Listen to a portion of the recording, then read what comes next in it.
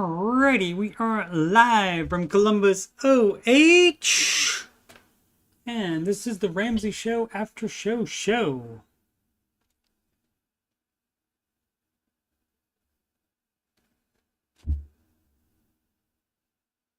Alrighty, and that means the sound does work, so we are good. Welcome everybody. It's a very special all week, I guess, of the Ramsey Show After Show. So to some of those Monday, Wednesdays, and Fridays, I had normally been doing just chat replacement streams with no after show on them. But this week I decided to do it every day, do the after show every day, and I did previously do that, which is why we're on episode number 408 today. And so there are a lot of them, and I did used to do it every single weekday, and it was cool. Again, I'm Coach Steve Money. I'm Ramsey Solutions certified financial coach, and I do have other things on my channel. A lot of Oak Island stuff. That's how I get most of my views and subscribers from. But so you just have to scroll down just a little bit and you'll see the financial content, the Answering Your Financial Questions stream. That's the weekend stream, 8:30 p.m. Eastern Time, Saturdays and Sundays. And of course, the Ramsey Show After Show, normally just Tuesdays and Thursdays, and probably we'll go back to that for next week. But this week I'm doing it every single day. Also, the music playlist has 11 Ramsey adjacent songs, including How to Do the Baby Steps Right. It's got a lot of lyrics in there about the way people do the baby steps wrong. And you belong debt free. You belong debt free. And that's what gives financial peace. And that's what gives financial peace. How does that start out? What does that do? Oh, yeah.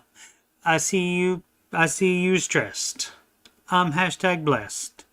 You can get yourself out of this mess. Anyway, listen to those in the music playlist if you are so inclined. Singing's not my regular job, but you can sing along with this because I put the lyrics on the screen at the same time as those. What up, Sid the Kid, joining us with home internet is always good to have without interruption. Market report. Oh, happy Halloween. Have the Halloween lights there burning up my couch. Mila was concerned about my couch, whether the lights were getting too hot for it, but they don't get that hot. So we're all good, but happy Halloween. That's not what, yeah, that is what we wanted to do. I just didn't have it scrolled up. And let's reload, make sure we got the final numbers for the day. And yep, everything down for the market. So that's 2 down days for the market in a row. But if you look at let's look at the 5-day. Oh, it's still down for the week as well. Also for the month it's down. All right, the S&P is at least. But 6 months it's up 13%.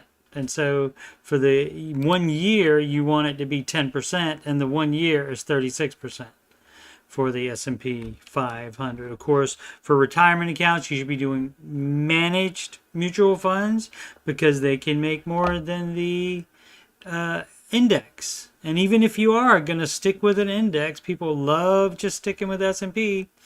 But in the past 15 years, the NASDAQ has kicked the butt out of the S&P. And so, look, 115 over that same 5-year period. How much in the last? 40.8 over the last. And everybody worries about what about the higher management fees? Higher costs with managed funds than the index funds. You can handle a couple of points in higher fees if it makes you 7, 8, in this case, over 10% more. You can handle those. So you're still making more money overall. So You know, that's just standard financial bro thing. Oh, I don't want to pay the higher management fees. Dumb. Leaving money on the table. Let's see what the rest of the planet is going on. Everything down in Europe. This one's called the FTSE. Asia, almost everything down, so we're not alone with this. As far as currencies, Euro's up against the US dollar. Japanese yen is up against the US dollar. US dollar up against the British pound, though also up against the Canadian dollar. But the Australian dollar up against the US dollar. So they can afford the extra shrimps on the barbie. Earnings calendar, who reported today? Intel. Let's see what's up with them. Down in the, they jumped up at the end here all of a sudden, but then simmered down. It jumped down first, it looks like. Yeah, it jumped down first right after the report came out at 4 p.m. Eastern Time. Let's see what it said. Shares popped 12% on its earnings beat, uplifting guidance. Okay, so that sounds like they did, despite massive shares jump, despite massive loss as chip makers touts solid progress. What are they talking about? If they beat their earnings and also had uplifting guidance, which means I think it's going to do even better for the next quarter. I don't understand. Let's see. Books big changes for restructuring, but here's why the stock is surging. That was an hour ago, of course, and since then it's been simmering down like I showed you. Yeah, so it went up. It went down immediately, looks like, and then shot way up. And then now it's simmered down, but still well above what it closed at yesterday at 4 p.m. Yesterday's close, yesterday's close. And so it's still up above that. Let's see what else. Who else was reporting? That's right, Apple. Got to get your new iPhones. Do not finance them. Pay cash for them. Do not finance them. That's why your phone bill is so high, because you're financing a freaking phone. Because they tell you, every year or every 2 years or whatever, they tell you, oh, you need this brand new phone, don't you? Here, finance it. And so that's down as well. Let's see what they said. Better than anticipated Q4 revenue. It's not Q4 yet. Q3 just ended. Are they considering it Q4 and ended it now? I don't think it works like that. I think the fourth quarter ends December 31st, I believe. So I don't know if that's a typo or what, or I don't have any understanding of how it works. If it's on a delayed time schedule or something like that. So it's not really hit quarterly record as iPhone business rebounds. So that sounds good as well. Beat September quarter targets on iPhone services. See that again, September is not the fourth quarter of the year in my estimation. And there was one more. Who was it? The Amazon. Let's see what the Amazon did. And they are up in the after hours trading, way up, because it went way down earlier in the day. 3.39% down today. But then let's see what it shares. Pop on earnings beat and cloud growth. So again, that's good news too. So I don't know. Let's see what the futures are doing. Futures are still down as well, though. So who knows? All the traders could wake up early in the morning and look at the news again and look at the numbers again and decide that it's good news instead of bad news. And then, because the one thing that traders definitely do is overreact to anything. That's the best thing that they do. Let's see. And when I say best, I don't think it is best. But that's what they do. So all these guys reported good stuff. And so tomorrow we got ExxonMobil Corp reporting, and on the 4th, Palantir Technologies. Actually, know what they do. That is a drug manufacturer. So know what they do. And the most followed single stocks on the Google, the most down looks like the Microsoft at 6, a little bit over 6% down. So I think that'll take care of the market report.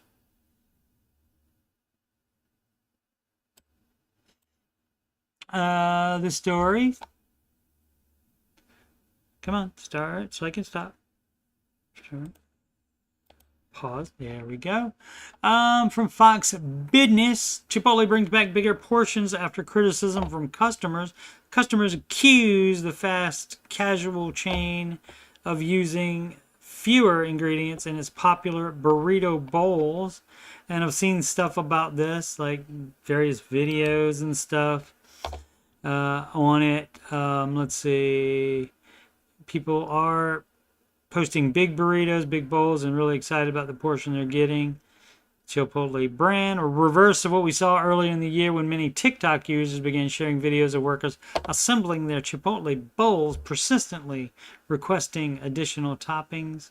Says we know we're delivering value for the customer, especially in this really tight environment, and we'll continue to lean into that. The CFO, Chief Financial Officer, told the analysts on Tuesday they had a higher usage of ingredients in the prior quarter due to its focus on ensuring consistent and generous portions.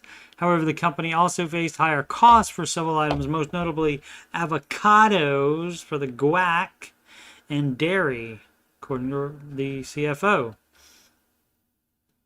So, and that would seem, this amount of everything would seem about normal. Let's see. What was it? I saw some percentages in here when I skimmed over it. Generous portions always been a core brand equity. Yep. There's your market of it. Market share. I thought for sure it had some of those previous percentage. Oh. There we are. Different Chipotle orders.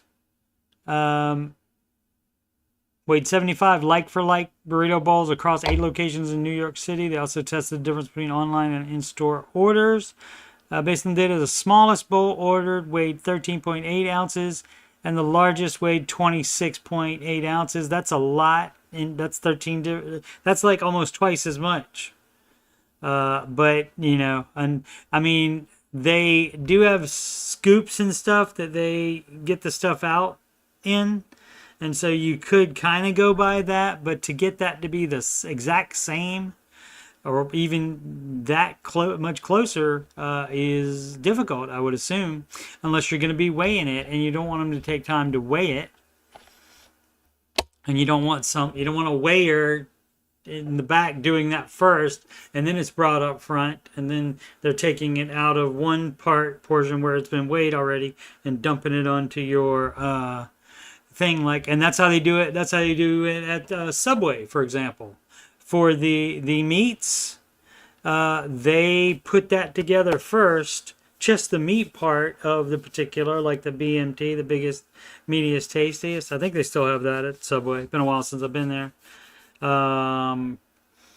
And so they put that together first, and they weigh it so that they know it's within the accepted norms of what it's supposed to be. I guess in order for them to make money, they want it to not be too much for sure, but definitely you also want it to be enough for the customer so they don't think they're scamming you. From our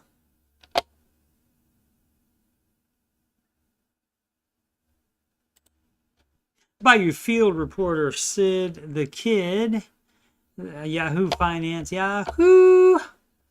Their MoneyWise section. The IRS just made a ruling on 401k company matches that will change the way Americans apply contributions. So I did not read this yet. I wanted to get a live on air reaction to this, and this is from yesterday morning. What if you had the flexibility to choose how to use your 401k match? Company has just started following it.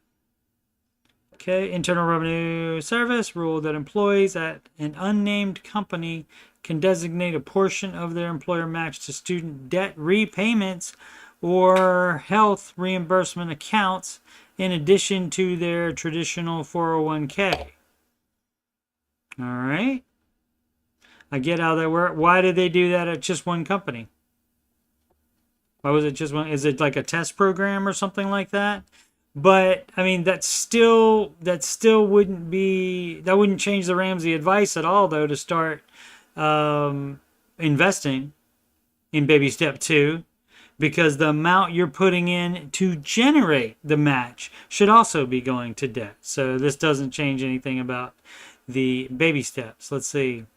The so-called private letter ruling to the unnamed company stating they could offer workers more flexibility. Beginning of each year, employers can decide whether to allocate the fund. Oh, you can only do it at the beginning of the year as well. If you don't say anything, it automatically goes into that. Isn't widespread at this time. The unnamed company had submitted a request to IRS for the change. That is interesting.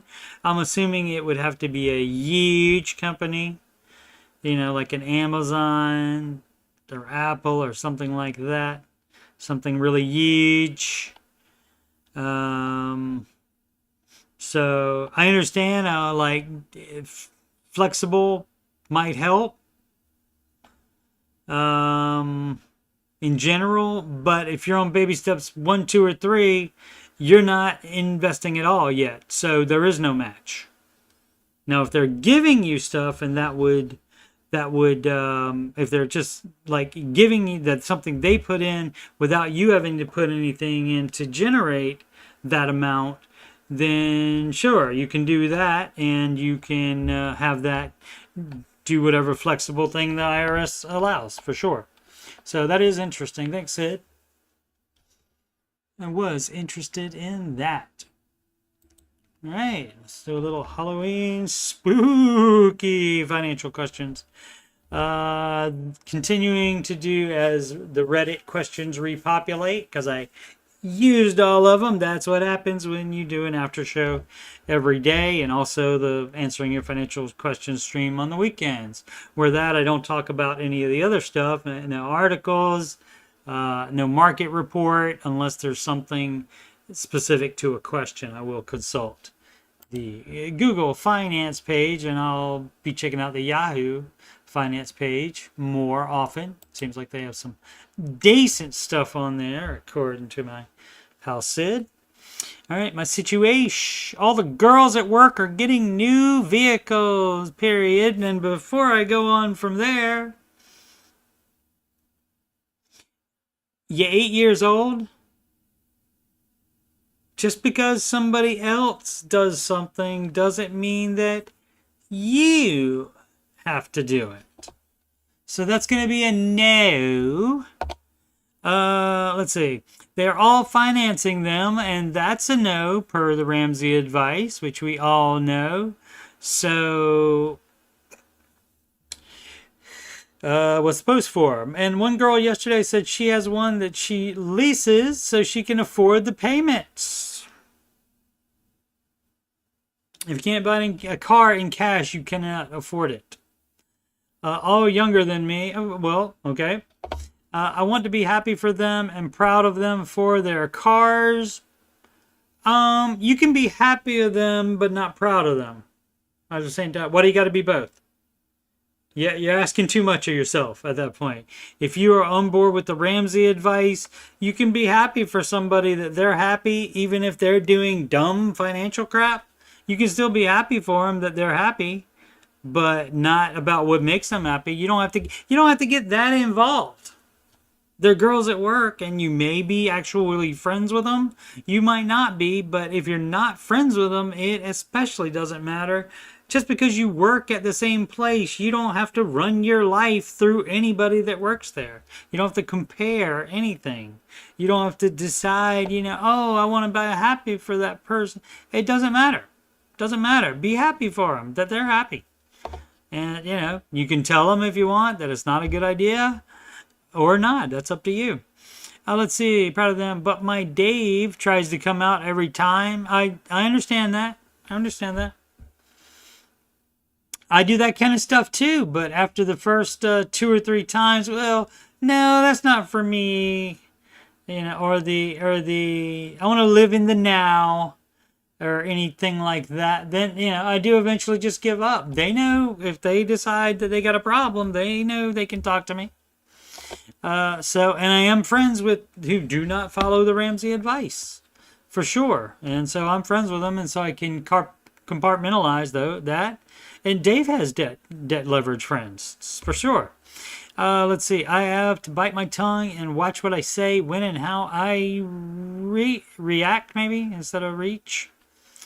Jack Reacher. It makes me cringe. Okay. All right. See the whole cringe thing too. So if you're doing the cringe bring up, if you're mentioning cringe, then they might be younger than you, but you are still way younger than I am. I don't think nobody old cares if anybody is cringing about anything or shaking your head at something. Who cares? Nobody cares if you have an opinion about something. Nobody cares. I hate for them to get in situations that I know are going to be hard for them. Yeah, sure. Because you can probably see them making mistakes that you made when you were younger. And they are going to struggle. Yep. My face has a bad habit. Again, no Sid, no bad habits lead to debt song today. Still trying to learn how to sing it good enough. Want it to be decent enough. And that'll be the first song I do on my channel that I did not write. Sid wrote that one after it was thought of by Mr. Sid. He thought of that. My face, and she wrote great lyrics too, so I want to do them justice. So maybe next week, maybe tomorrow. We'll see.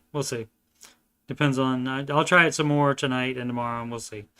But if not, definitely next week, because you don't want to push it off too long, because then it gets built up too much. Like, for example, I didn't see Top Gun until like 2005 or something like that, and that was way too long to wait to watch it. And I still haven't seen Maverick either yet. My face has a habit of speaking even if I don't say anything.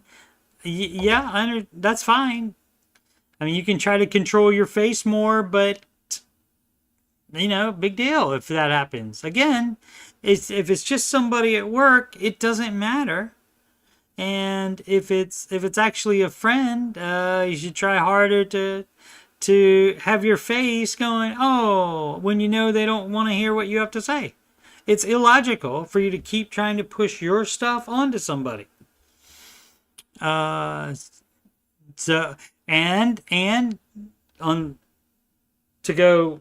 reverse of that, it's also illogical for people to go into the Ramsey Show chat, and people don't really do that in my chat.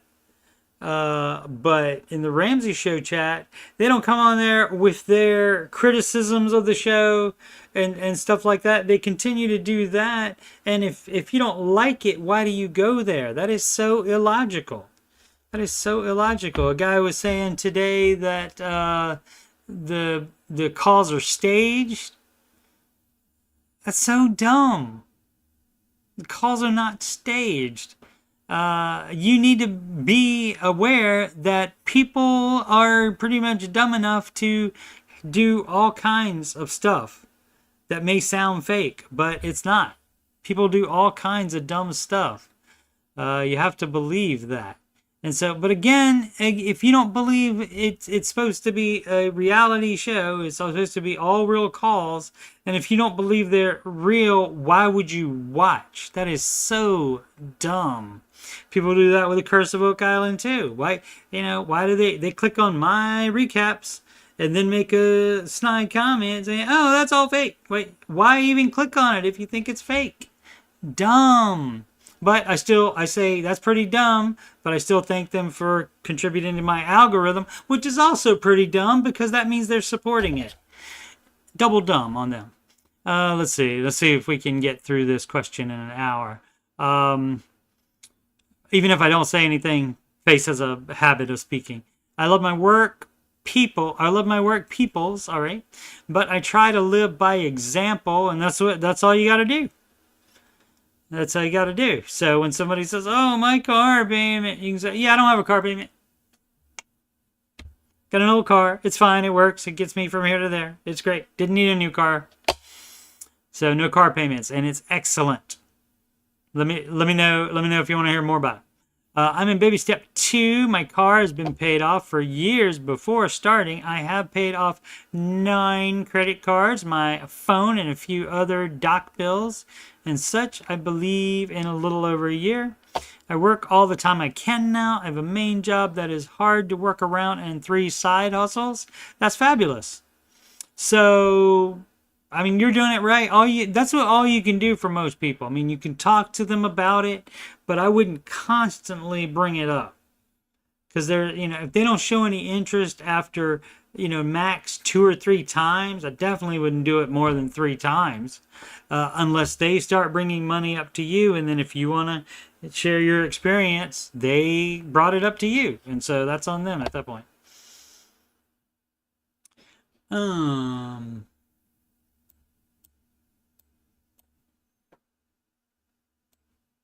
right, technical difficulty. Oh yeah, would help if I had that set correctly. Okay. Next question. Lost my job and now work at KFC. That's what it takes sometimes. That's better. Hey man, that's better than losing your job and then going in the Ramsey show chat talking about how you can't find a job. Instead, you just think you're too good to work at KFC. Working at KFC is better than that. Just starting out, getting out of debt and getting my finances in order, but I have a question about pets. Go ahead. I have a dog that I love, but I'm having trouble affording dog food. Then that can be a problem.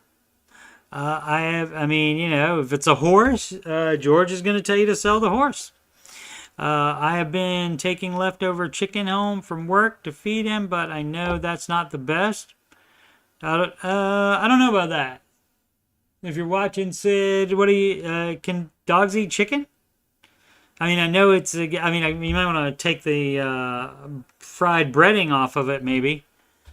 But no, that's not the best. I would like to make a little extra money for food. Any advice for a dog lover? Find any other thing you can do to bring in money. Sell stuff. Cut other stuff out of your budget. If your dog is a priority for you, then you need to decide how much. Is it a higher priority than any streaming services you're doing? Or any eating out you're doing, which on baby step 2, that should already be cut out. But cut that budget even more. And unfortunately, it could get to a point where you can't afford good enough dog food. And then that's when you have to make a decision about whether you need to have a dog or not. What should the wife and I do? We moved into a rented house about a year and a half ago under AMRR property management. All right, we have since moved. There were lots of issues, including neighbors that ignore their lease, neighborhood dogs attacking me, destroying things in the house, etc.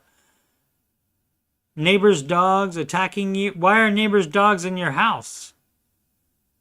I got a great idea. Don't have, you can give each dog a 1 hour pass. And if they destroy things in the house or attack you during that first hour, they don't ever come back in the house. And so, but people don't like to confront others like that. And so, I mean, I don't have neighbors in my house anyway, unless they're friends.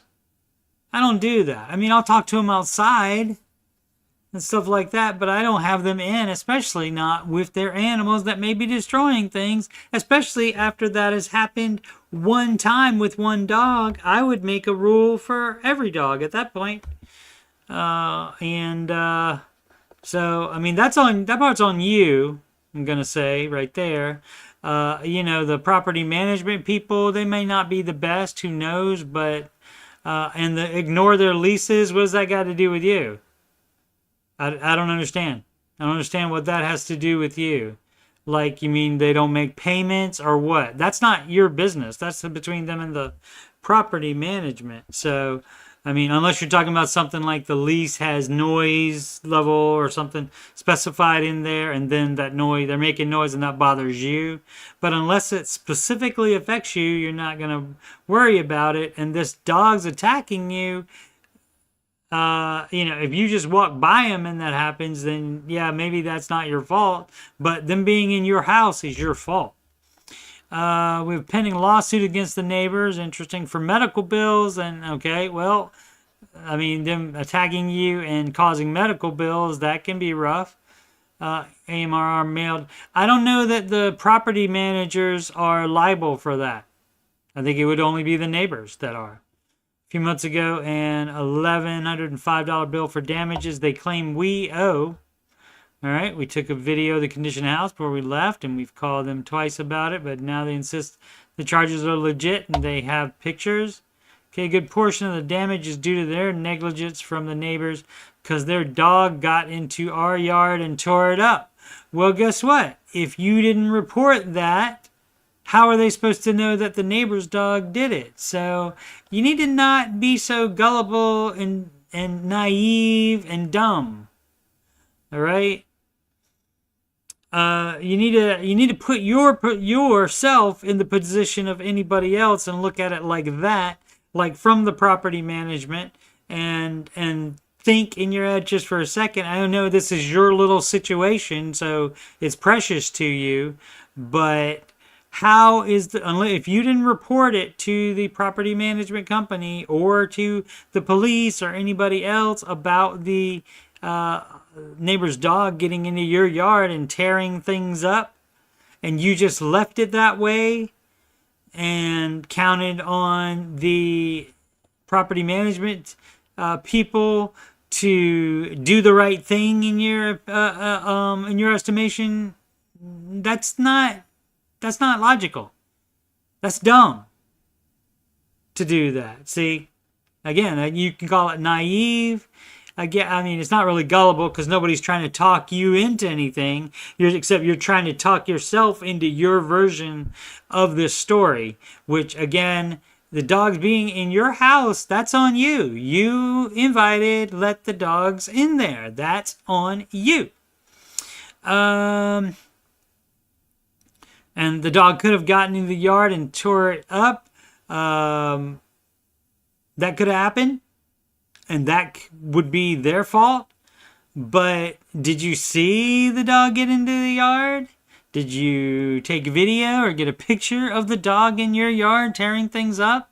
See, you got to think of it about, when you're talking about where is it? Doesn't it say something about a lawsuit? Here, where did I see this? Oh, yeah, you have a pending lawsuit against the neighbors already. And if it's the same neighbor, you may have to file another one for the dog thing. But if you don't have any proof, you're out of luck. And you got to think about what you can prove in a court of law before you just start saying, well, they should do this. Saying people should do something doesn't mean anything with reality. Now, if they're good people, they might take responsibility for it and fix the situation, sure. But you just can't do, people should do that and base your whole life on what you think people should do. Don't do that. accept reality, embrace reality, and you change your behavior to match the reality of the situation. When you were in a similar position, what did you do and how did you handle it? I didn't have any issues like this because I didn't let any dogs into my house. And if a dog had, if there had been some things torn up in the backyard, I would have reported it to the property management people. And I would have contacted the neighbors about it as well. So that's what I was. So I was never in that position because I wouldn't allow myself to get into that position by doing the dumb stuff that you did. So, you gotta take the responsibility. You're talking about things that you think people should do. What you should do is take responsibility for your part in this, because you are certainly, I'm saying, a good 50% liable, if not more, for this stuff. Oh, Lance Deacons. What are the medical bills? I'm assuming they got attacked by dogs. That's what I'm assuming. Starting buffer question. It's not a buffer. It's called a starting emergency fund. And it's not a buffer. It's not a buffer. It's only for emergencies. Only for emergency fund. And that's the starting one. And even the baby step 3, that is even it's an emergency fund still. So it's not a buffer. You don't use it when you are short. If you are short, you are not budgeting correctly. Or you are spending too much money, or both. Same in baby step 3/4, and that's a no as well. You should not be in both of those at the same time. That's a no. No investing while you're on baby steps 1, 2, and 3. I'm in baby step 3 and 4. When I got 3 months in a fully funded emergency fund, I moved to baby step 4. Okay, that's fine if you think 3 months is fine. So then you're no longer in baby step 3. So don't say you're in baby step 3 anymore. But continue to put 5% gross into the emergency fund. If you're that worried about it that you think you need to keep building it up, just go until you get a 6-month one and don't invest at all. Why do this stuff? People always love to try to do their own stuff with the baby steps. There's no need to do that. Let's see. And in a high yield savings account, that's a no, unless you have immediate access to it. Because guess what? It's an emergency fund, and emergencies do not wait 1 to 3 days for a transfer before the emergency happens. Now, does it? Again, this is stuff that is your fault. Since it's automatic payroll deposit that I am not used to seeing anyway, that's a bull crap thing too. Any kind of that being an excuse to do anything, it's automatic payroll deposit. Do some work. Look at all the numbers. It's better if you look at all the numbers, then you understand your financial situation better. So not that I'm not used to seeing anyway. A lot of dumb happening here in the Facebook group on this particular day. After 6 months expenses, I will start sinking funds. Okay, for what? Putting 15% in Roth 401k, and that's what you're supposed to do. And about $250 a month extra at mortgage. You're not supposed to do that yet. If you don't think the emergency fund is full, you don't move on to investing. You're doing it wrong. My question is, how much starting buffer should I have? You don't have a starting buffer. Now, as far as the amount that is in your checking account, you do have to have enough to pay for living expenses and any bills that are due before you get to your next check. That's how much buffer you got to have. But there's no buffer amount. You don't have any extra savings other than that. And those sinking funds, they have to have specific names. You don't save up money on the baby steps before baby step 7, where you're just saving money just in case you find something you want to spend it on. That's not how it works. Now, if you want to label it Christmas, fine. If you want to label it new tires, fine. But it's for a specific thing. So you're not if you're just saving a slush fund or a buffer, you're not being honest with yourself about what you're doing there. My paycheck is weekly. Wife is part-time and paid bi-weekly. Disability is fourth Wednesday of the month. I'm thinking 25% of monthly income as starting buffer. Any thought? No, there's no buffer.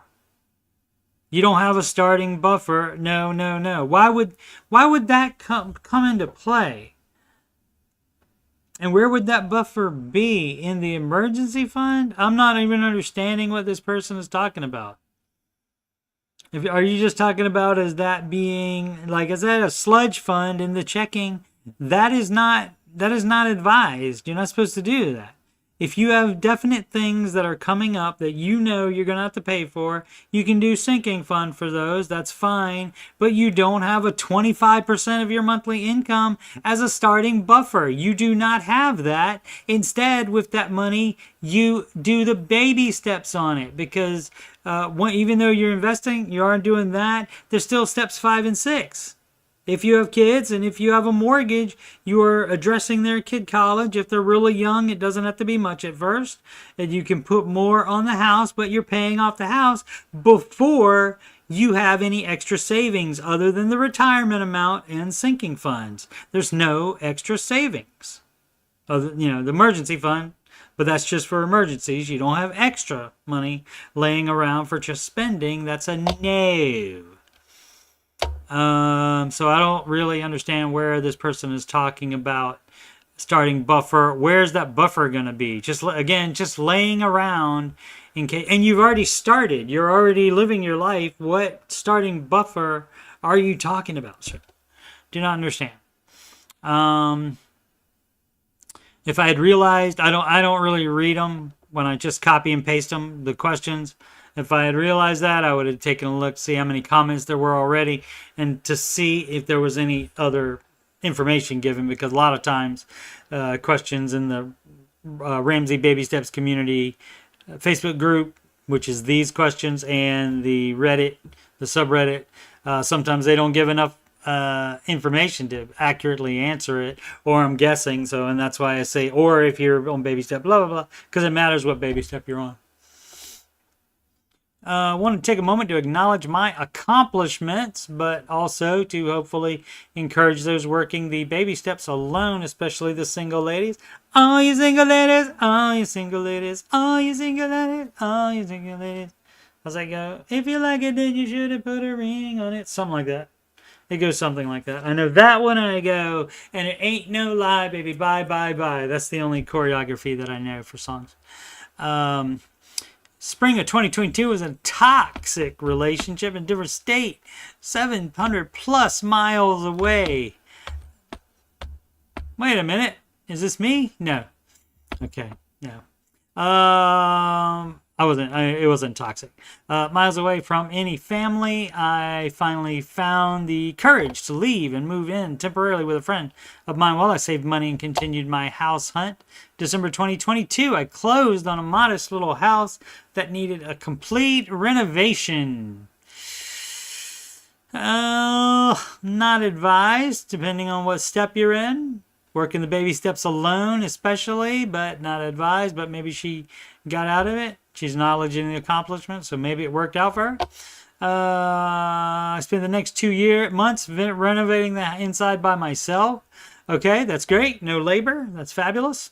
But you still got to pay for the stuff. And if you had other debts you needed to take care of at the time, or even a full emergency fund you didn't do so you could remodel the house, that would not be the advice. Refinished the floors, scraped and redid the ceilings, painted every inch, etc. That's a lot of work. Moved into my home. I'm worried about how many hours it's going to take me to reassemble my desk, which I'm going to do tonight and maybe finish up tomorrow morning. So should be a different angle tomorrow. Oh, let me check since the sun went down, because I forgot to put the ring light on the. No, it's not a ring light. It's built in the webcam light. Yeah, okay. Looks aight. So it'll be a different view tomorrow. It'll be more going that way, like at an angle. I'm going to put it in this corner here. So it'll be going straight back to there, probably about that angle. And so you'll see my lovely wooden stairs. Alrighty, back to the question.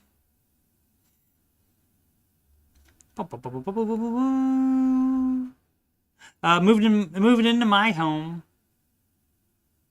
February 2023. So this is another house. Then buckled down and decided I want to be completely debt-free by the time I turn 30. So not debt-free unless she was debt-free other than the house. I don't know how that works. Let's see if there's more. Since December 22, I paid off $24K of my mortgage, and I'm on track to have it paid off within the next 11 months or sooner, either by or just before my 30th birthday. In these last 2 years, I have remained debt-free. Fabulous. Been consumer debt-free since 2020. Okay, great. Bought a new-to-me car. Great. And made the leap into the restaurant industry full-time from my accounting job. The corporate world and office setting was extremely detrimental to my mental health. That'll take a bite out of you for sure. The last few years, I have worked 68-hour weeks between 3 jobs. Get to work, people. If this person can do it, so can you. I have finally dropped down to just 1 job.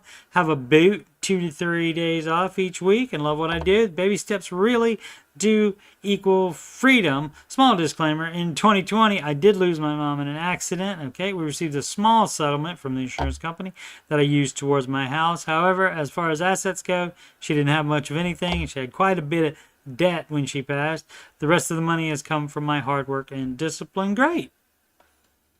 Yeah, so that's great. I don't really understand how you get from the one house that you completely renovated.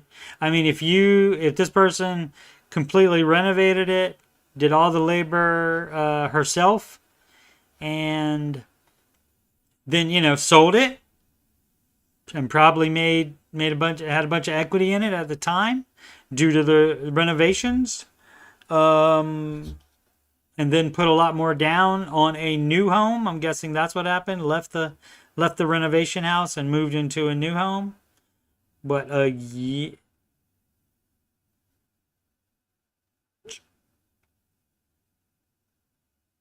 closed on a modest little house that needed a. Oh, do you mean you didn't move into it until you finished the renovations? Okay, I see. So you're maybe still renting it. Okay, all right. I figured it out. Figured it out. I'm a bit overwhelmed. My aunt just passed away. Never married, no kids. She left her estate to my brother and me. This included her paid off house and everything in it, of course, and I believe her paid off cars. The house is small, but in a fantastic neighborhood, and will probably sell for a little over $300,000. Do we rent it, Airbnb, or sell it and split it? Sell it and split it. You do not go into business with a family member ever, because you guys might not agree on something, and when it's a 50-50 thing, and there was a 50-50 thing today when a guy went into business with somebody.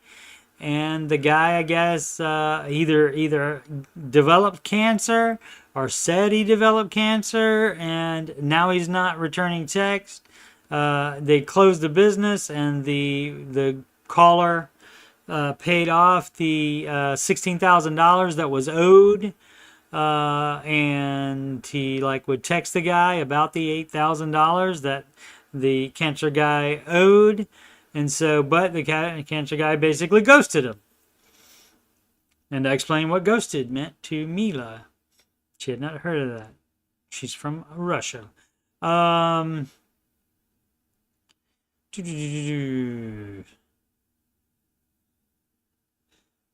really don't want to deal with the hassle of being a landlord, and that's why you don't do that. It's not for everybody. All of a sudden, you getting an extra house, you being left an extra house, or in this case, part of an extra, part of a house. You getting that, or you moving from one house to the other. that doesn't automatically mean you should be a landlord. A lot of people think that is. Oh, you never sell real estate. That is bull crap advice. Not everybody is meant to be a landlord.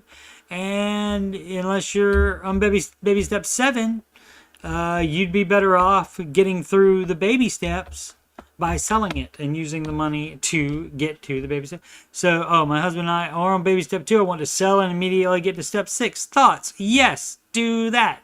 Do what you want. Do not let a family or friends or brother or anybody else talk you into doing crap you don't want to do. That would be dumb. Your instincts are absolutely perfectly correct on here. You're on step 2. There's no doing a B&B, Airbnb, or rental business. No. There's getting out of debt and having full emergency fund and getting all the way to step 6 where the only thing you owe is on your mortgage. Yes, that is the absolute correct thing to do. Awesome. Need community input. Phrasing. About me, young family with 1 newborn. Oh, so I guess they need a new SUV, a new minivan or something, right? Because you got 1 newborn. 240 gross household income, 0 debts. That part is fabulous. 6 months of emergency expenses. Fabulous. Northern Virginia, Ashburn, Loudoun County. Okay, so let me tell you. I don't know if you know this, but the DMV is no joke. That would be DC, Maryland, Virginia. Is that little area right there? That little intersection where DC and Maryland and Virginia all touch. It's the little area around that. And that is crazy. First of all, you got all your government types living around there, and we know they're richies. And you have all your corporate people living there too that are lobbying said government. And so it's just a very, very, very expensive area. And you want to buy, all of a sudden, you want to buy 240 gross household income is great. Doesn't mean you can afford some of the highest real estate on earth. Can I buy a starter townhome in Northern Virginia for $850K, which will be 25% of our take home on a 30? And that's a no. The rule is a 15. If you have to get it to a 30 for it to be approximately, which this little line right here means, is that it's like a tilde, I think that's what that's called.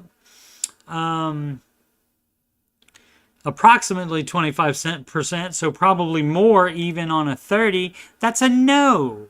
You don't do that.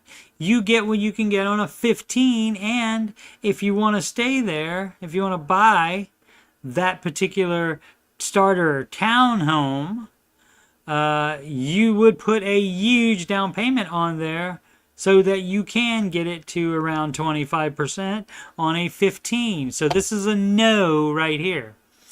And with a $250K down payment, it doesn't matter. You got a freaking 30. That's a no. You start with the 15 and then you put down the $250.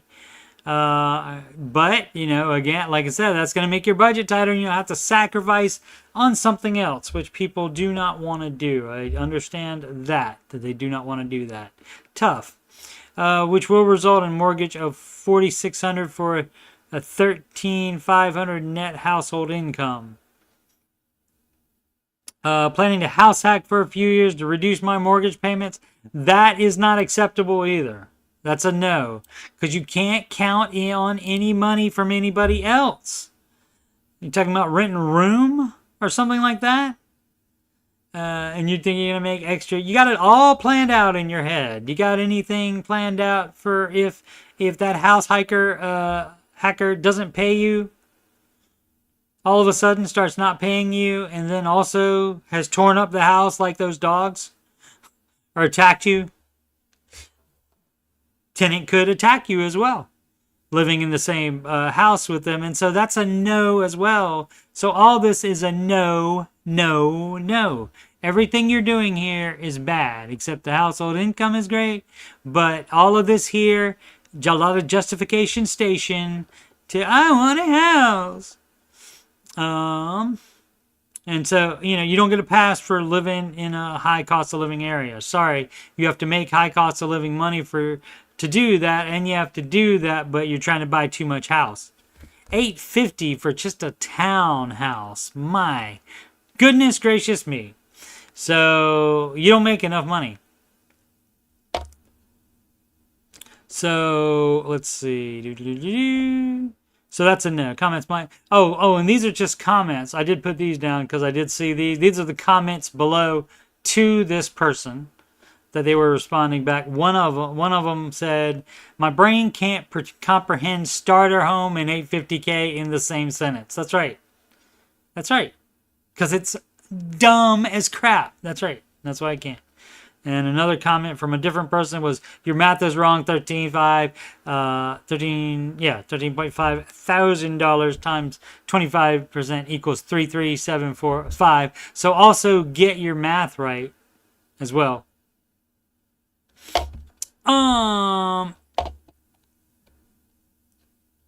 Does anyone know Dave's thoughts on T-bills instead of high yield savings account for part of the emergency fund?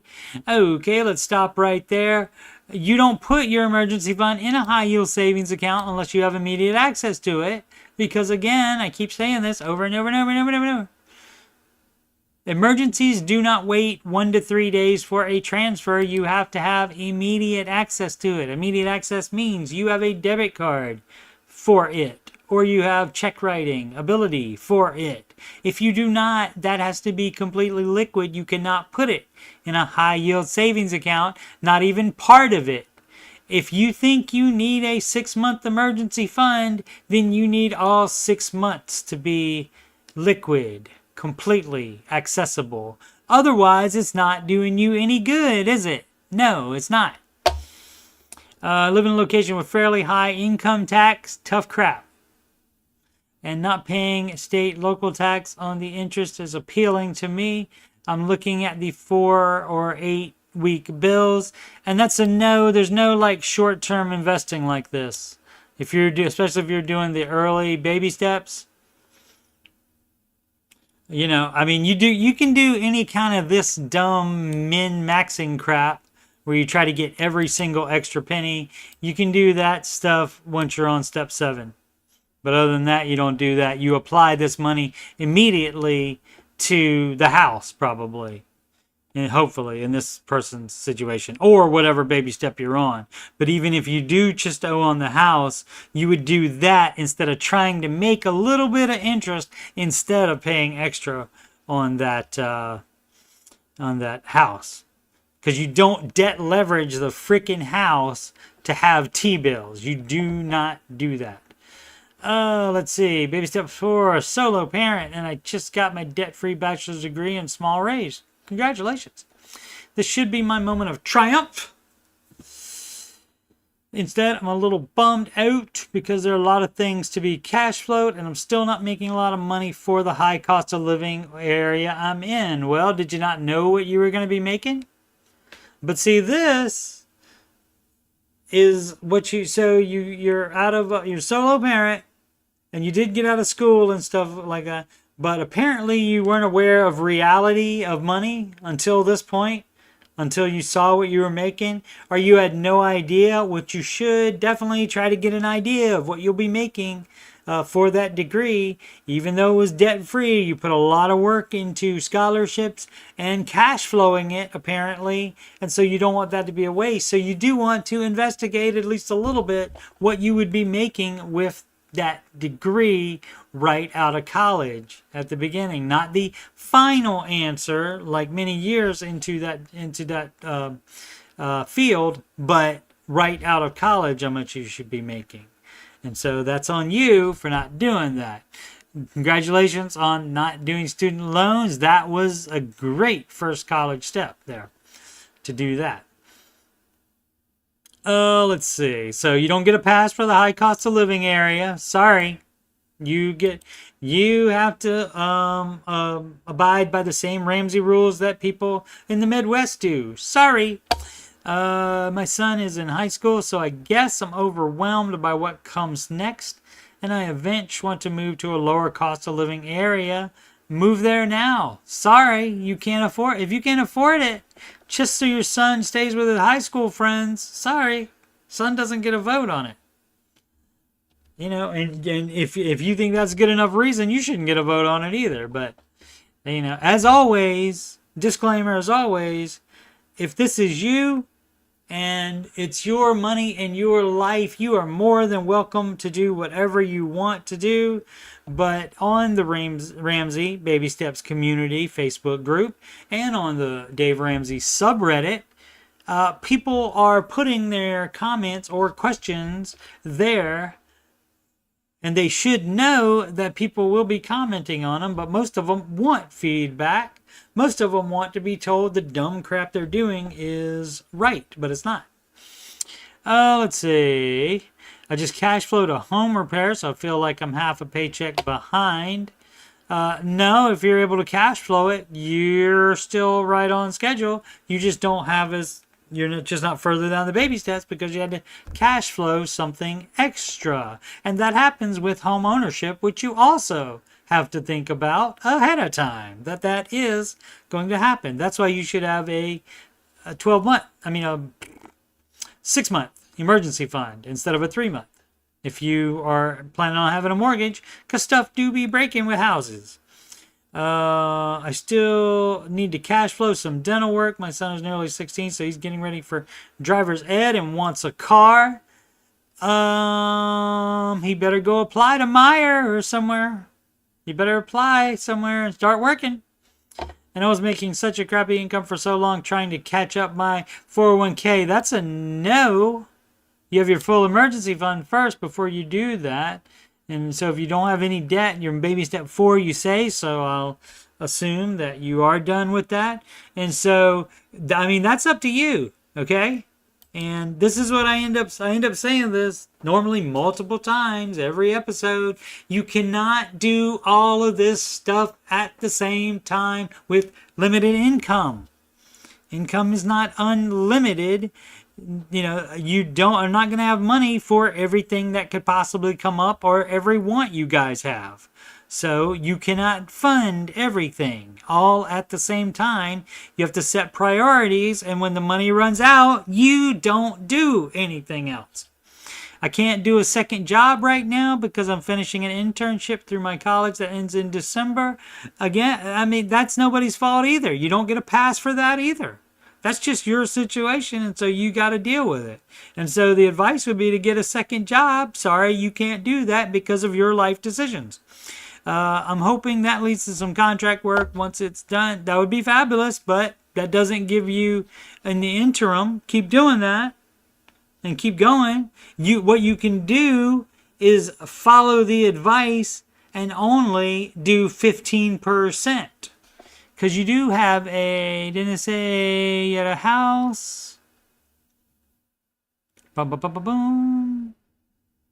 Yeah, a home repair. So if you're cash flowing a home repair, that means you probably have a mortgage. Or hopefully it's paid for. Happy Halloween, says Whitney Cummings. Thank you, Whitney. She's doing a fun live stream. Or was it? Such crappy in for a long time trying to catch up. You don't do that. You would pay off the house before you would do more than 15%. It doesn't matter how long you waited to do the 401k. So it doesn't matter if you're behind on that. That's tough. You know what will help you in retirement too? Having a paid for house. That'll help tons in retirement. Then you don't have to pay any rent or mortgage. Let's see. Oh, I did that. And then I talked about the second job. Because I'm mostly proofreading and editing a website. Okay, great. Hopefully you get some contract work to that. What do you do when you're okay, but you're kind of burnt out? You're not done. And the reason you're not done is your fault. Again, it's your choices. So, I mean, you didn't choose to have dental work. But, you know, who knows if it's actually needed. You might have just took your dentist's word for it, and your dentist might want to pay off his bills. And so he might said, yeah, you need the dental work, yeah. When maybe you don't. You could get another dentist's opinion on it.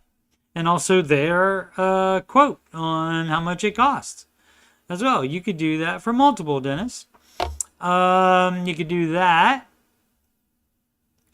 But again, all this stuff, and you don't, you don't, okay, so when you gave birth to your son, this is solo parent, doesn't say female.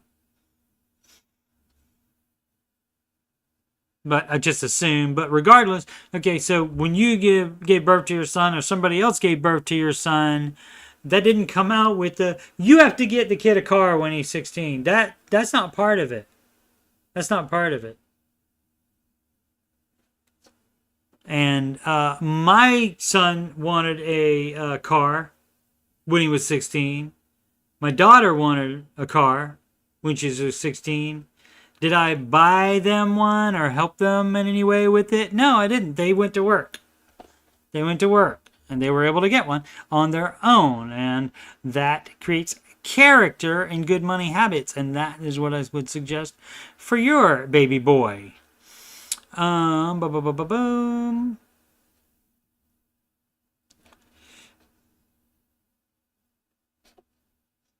I think this one is a separate one.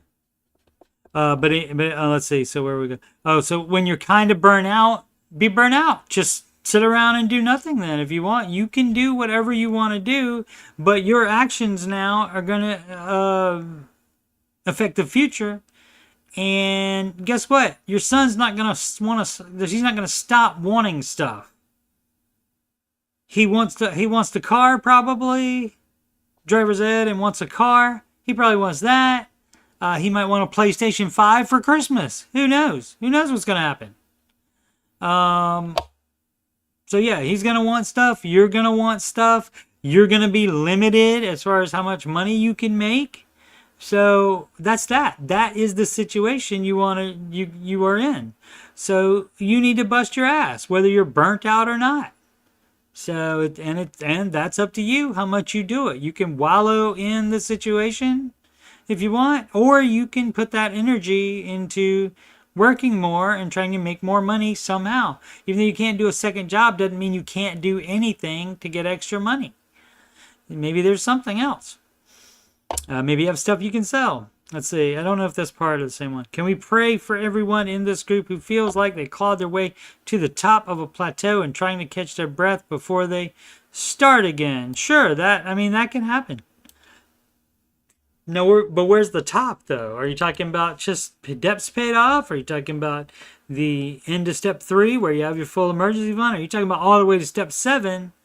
And then you are, I would imagine, like either out of debt and then have to start saving the emergency fund, or have the full emergency fund, just got that, and then now starting to do steps 4, 5, and 6.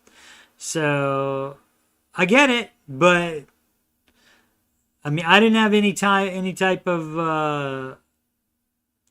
downturn on that. Because guess what? I knew how many steps there were when I started. I knew there were 7 steps. So I wasn't like, oh, if I just get out of debt, then I can relax. Oh, gosh. I mean, you can take a breath, but you can't sit forever and take breaths. So, I mean, that's great that they did that much, and that put them in a better place. And if they keep going, if they keep running, and they keep being gazelle, they will get in a much better place, even than that, faster. Alrighty. Ooh, being debt-free and making that much, you could definitely afford a $850K house.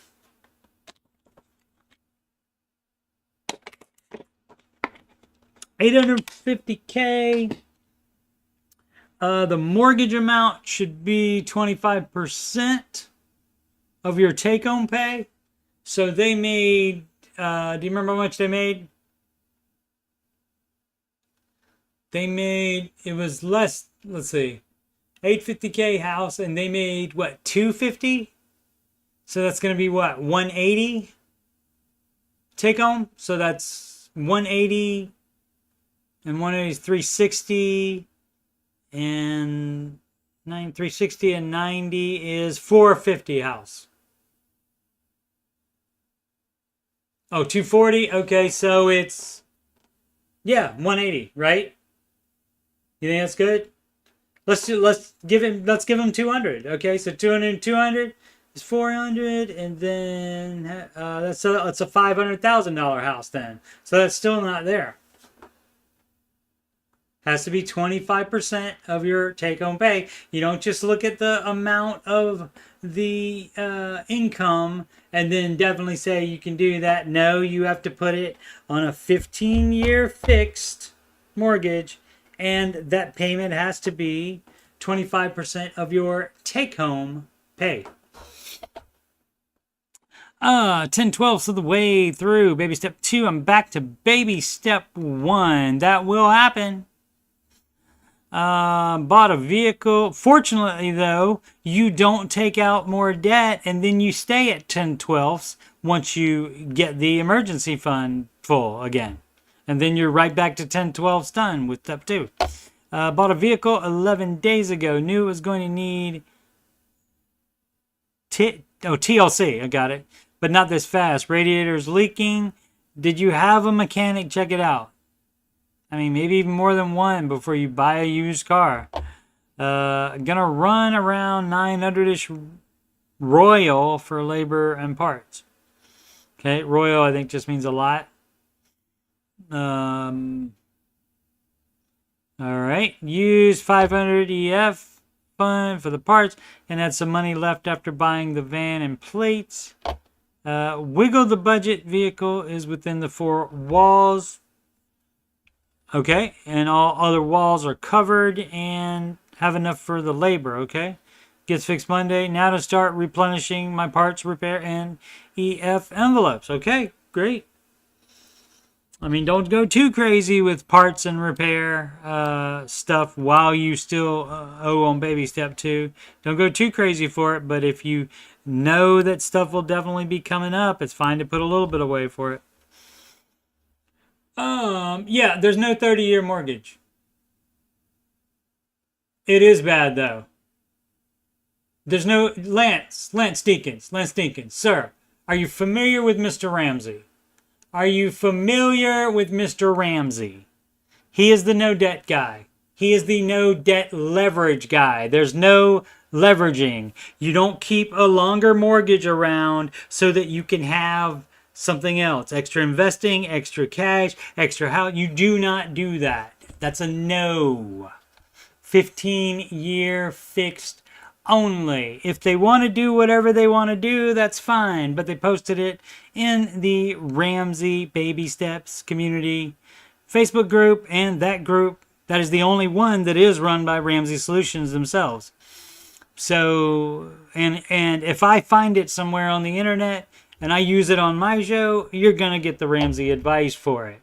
So it's not that just, oh, well, it'll be okay for them. No, baby steps don't work like that. Ramsey's advice don't work like that.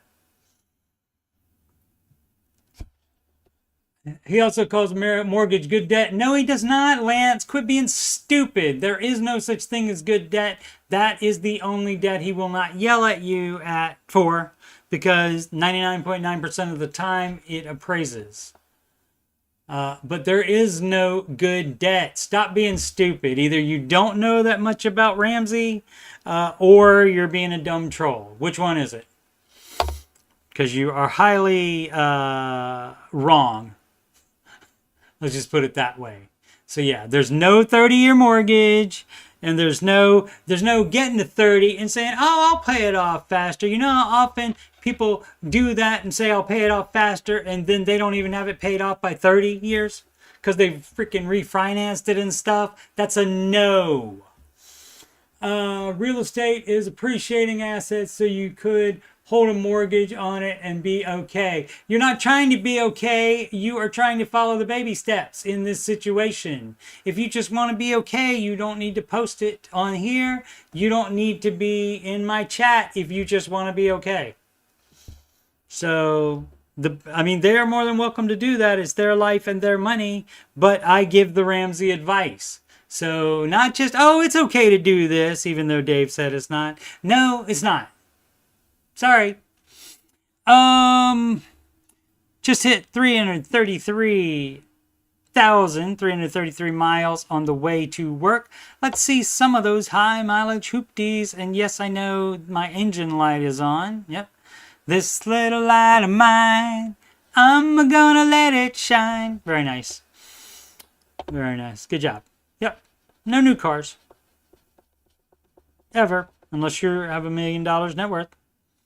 Wednesday Wisdom. How to waste $5,000 a year. Spend $13.70 a day on things you don't need. Dave Ramsey. Yeah, this one was posted by actually one of the moderators of the Ramsey Baby Steps community Facebook group. Oh, let's see what other crap Lance is talking about.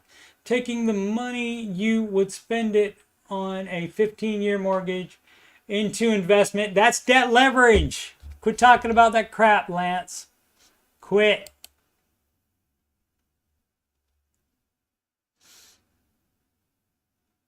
I appreciate you watching, but quit your bull crap trolling. Quit it. That's not the advice, and you know that. You know that.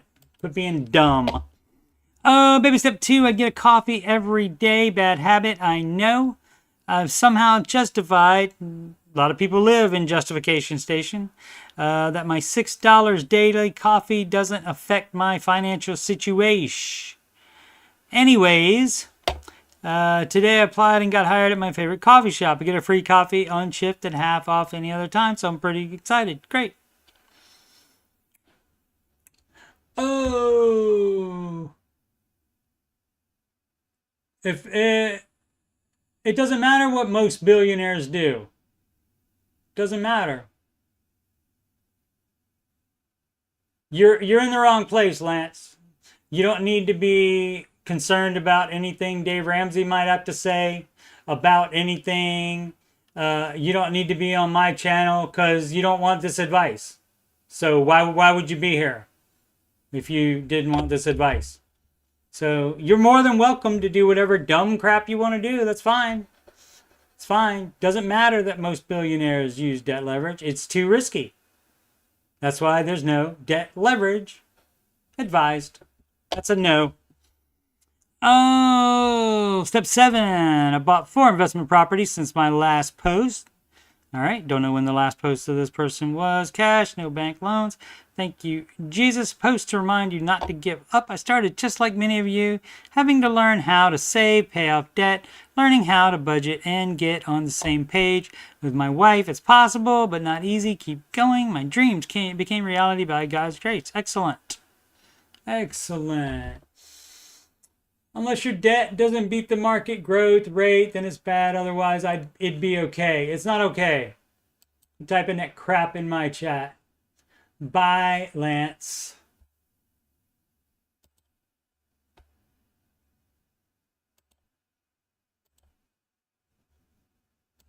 There you go. All those dumb comments are gone. Bye-bye.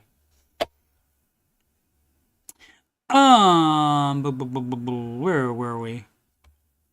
I mean, it's okay. It's okay to disagree, and it's okay to do what you want, and you can believe whatever dumb crap you want to believe. It's fine, but it just doesn't need to be. It doesn't need to be. You don't even need to compare it to the Ramsey advice. You don't need to do that. You can just do what dumb crap you want to do. So just do it. And if you don't agree with the Ramsey advice, why would you be watching Dave Ramsey? Why would you be watching me? I don't get it. I don't understand. Illogical, Captain.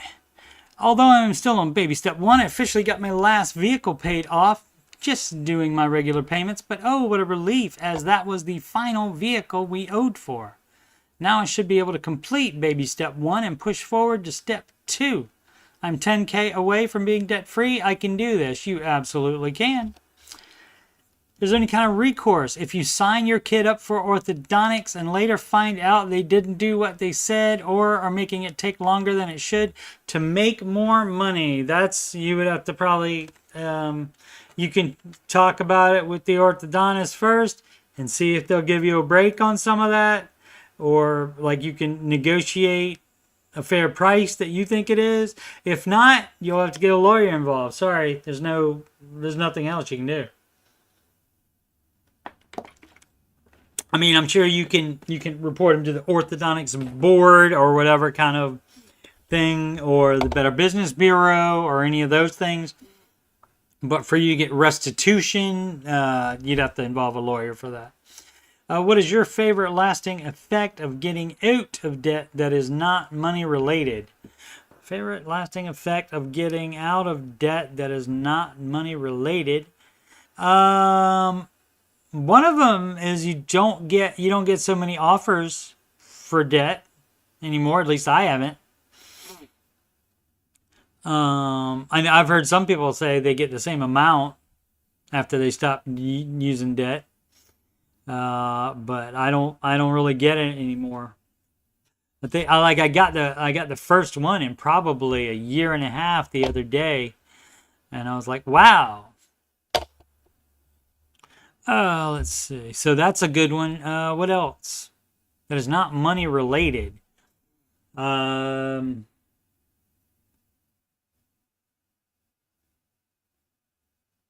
mean, it does always go to the money because like like general stress and stuff like that, money problems do add to that, and so I get that is money related. So yeah, I think it would be just something like that you're not getting debt offers.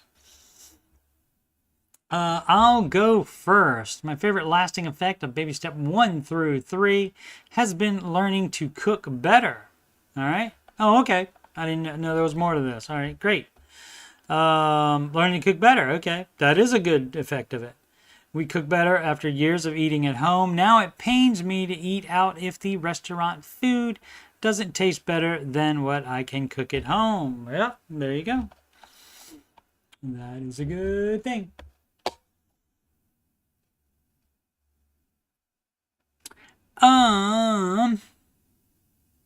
Hello. So I am in debt, but my budget is in place, and I have stuck to it for the past 5 months. Fabulous. Might need to cut the budget a little bit more. I call Capital One. I was able to negotiate a settlement, but it will be reported as debt not paid in full. All right. Well, okay. Well, we don't care about credit score anyway, so. The amount offered was for me to pay 60%. And they're gonna write it off, so that's just gonna be something you basically would still owe it, and they may sell that amount to a collections or keep it in their own in-house collections company, and it'll just sit there, and you can eventually pay that difference off. You can settle that amount with them. Let's see, my questions are: should I try to negotiate for the better settlement? You can try to negotiate for anything. If it's not behind, they generally don't have any reason to negotiate with you. Should I keep asking for settlements with the rest of my debt? Again, you can try it, but it may just make it a longer, protracted process. Like I'm saying, if they're going to mark it as not paid in full, it's not paid in full, and at that point they can do with that balance whatever they want to. They can write it off, but even if they write it off, they can still sell it to a collector as well. How will this affect my credit score? It's going to go down, but we don't give a rat's ass about credit score. So good luck here. I mean, that's good. That works out well with the Ramsey advice. The only reason I ask is because I am a renter. Tough crap. Doesn't matter. That's not going to change your rent amount. If you can show a long history of renting and paying other bills, then apartments will rent to you. Things that may be relevant. Single parent, recently diagnosed with cancer, and I'm working on increasing my income. What was the question? Should you try to negotiate? Again, you can. Should I keep asking for settlements with the rest of my debt? Again, you can, but if it's going to just go through that, going to make it more work for you later, then why not just pay it off? And the credit score, we don't care about that. Alrighty. Okay, we have our budget made for November. All our debts are paid off. We have our emergency fund. Give me all the motivation to stay on our budget. not getting frazzled and losing focus by the middle of the month is the hardest thing for us. So give us your best advice to stay the course. Think about why you started it to begin with. Aren't you already in a much better place than you were at that point? It will just keep getting better the higher baby step you were on. I mean, the motivation really has to be a you thing. So, like I said, think about whatever made you have to turn to, Google Dave Ramsey or Google Pay Debt Off or whatever it was that got you started on being intentional with money like this. And then maybe that'll help push you through. And so the end result is what needs to be the ultimate motivation. Okay. So, I mean, getting frazzled, that's justification station there for spending extra money, losing focus, all that crap. You're going to either do the steps or you're not going to do the steps. And it's your choice as far as what you do. So, your state of mind doesn't make you do something. You are the one. Now, if your state of mind does make you do something, then you need counseling, and a little pep talk isn't going to change anything. Anyway, what time is it? Oh, man. Been going way too long. Alrighty. We will end it here then. Oh, let me get rid of these. So that way I don't do them again and think I didn't do them. And say, did I do these? Whoops. Darn it. Sorry. I would have my lovely assistant do this if I had a lovely assistant. Well, I'll do this in a second. I'll go ahead and wrap up the stream. Again, Coach Steve Money, Ramsey Solutions, certified financial coach. And again, if you don't agree with Dave's stuff, I'm not open to his advice. You can do whatever you want to, and you don't have to watch him or watch me. If you don't like Oak Island, if you think it's fake or whatever, and if you think it's been drawn out too long or something like that, if you don't like something, don't watch it and don't click on it just to hate on it. That is illogical. So we have, for other financial content, you just scroll down and you'll see the Answering Your Financial Questions stream. That is where I just do questions. I don't do like the market report or any of the other segments that I do on the after show. And that's 8:30 p.m. Saturdays and Sundays. Ramsey Show After Show. That is this show, and this is number 408 of those, so there's plenty of those. If you want to hear me continue to call people dumb when they're doing dumb stuff, and I know it because I used to do dumb stuff, and then I stopped finally after way too long. I knew about the advice and didn't do it, and that was majorly dumb as well. And the music playlist has 11 Ramsey adjacent songs in there, soon to be 12, as soon as I can sing the one that Sid wrote well enough. There, that's not what we wanted. What did I want to do? Oh, yeah. So, if you, by chance, have money problems, or you just want to make sure that you're on the right track, you can schedule a free financial consultation with me. And that would be at calendly.com/coachstevemoney. You can also email me about said financial coaching or anything else on my YouTube channel or any other questions you have. coachstevemoney@gmail.com. Donations can go to paypal.me/coachstevemoney or to CashApp $CoachSteveMoney. Alternatively, again, a Walmart gift card at coachstevemoney@gmail.com. And of course, super chats on the live streams and super thanks on the pre-recorded videos.